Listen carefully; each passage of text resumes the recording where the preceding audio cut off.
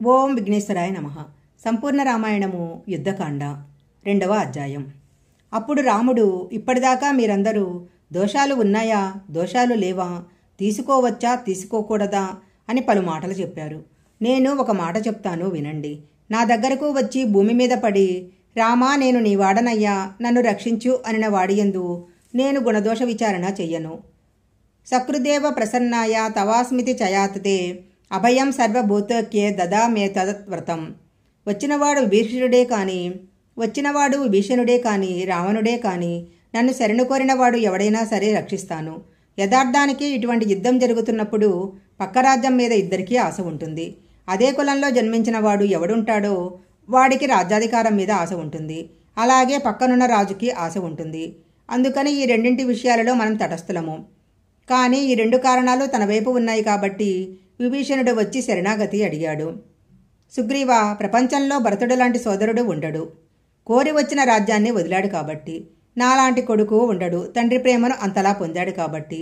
నీలాంటి మిత్రుడు ఉండడు. అందుకని అన్నీ ఆ కోణంలో పోల్చి చూడకు. వాడు దుష్టుడు కానీ మంచివాడు కానీ నా దగ్గరకు వచ్చి శరణాగతి చేశాడు కాబట్టి ఆయనకు శరణు ఇచ్చేస్తాను. ఈ బ్రహ్మాండంలో ఉన్న పిశాచాలు, దానవులు, యక్షులు, ఈ సమస్త పృథ్వీలో ఉన్న భూతాలు కలిసి నా మీదకు యుద్ధానికి వస్తే నేను నా చిటికిన వేలి గోటితో చంపేస్తాను. పూర్వకాలంలో ఒక చెట్టు మీద 2 పావురాలు ఉండేవి. అవి ఒక ఆడపావురము, ఒక మగ పావురము. ఒకనాటి సాయంకాలము ఒక బోయవాడు అటుగా వెళుతూ ఆనందంతో రమిస్తున్న 2 పావురాలను చూశాడు. అప్పుడు ఆయన బాణం పెట్టి ఆడపావురాన్ని కొట్టాడు. బాణం దెబ్బకు కిందపడిన ఆడపావురాన్ని అక్కడే కాల్చుకొని తిని వెళ్ళిపోయాడు.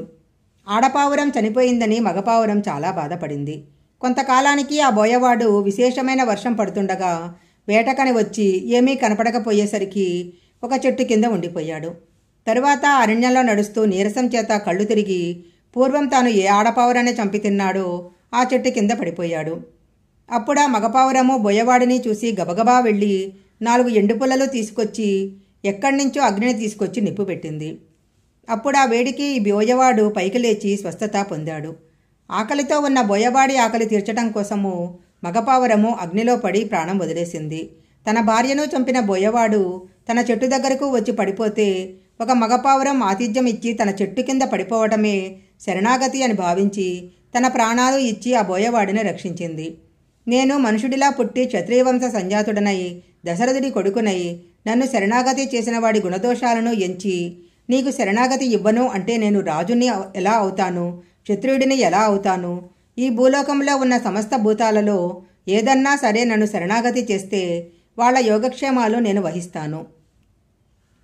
శరణాగతి చేసిన వాడు బలహీనుడై శరణు ఇవ్వవలసిన వాడు బలవంతుడై ఉండి కూడా శరణు ఇవ్వకపోతే వాడు చూస్తుండగా శరణాగతి చేసిన వాడు మరణిస్తే మరణించిన వాడు రక్షించిన వాడి యొక్క పుణ్యాన్ని అంతా తీసుకొని ఊర్ధ్వలోకాలకు వెళ్ళిపోతాడు. రక్షించని వాడి కీర్తి ప్రతిష్టలు నశించిపోతాయి. అందుచేత నేను విభీషణుడికి శరణు ఇస్తున్నాను. ఆయనను తీసుకురండి అన్నాడు.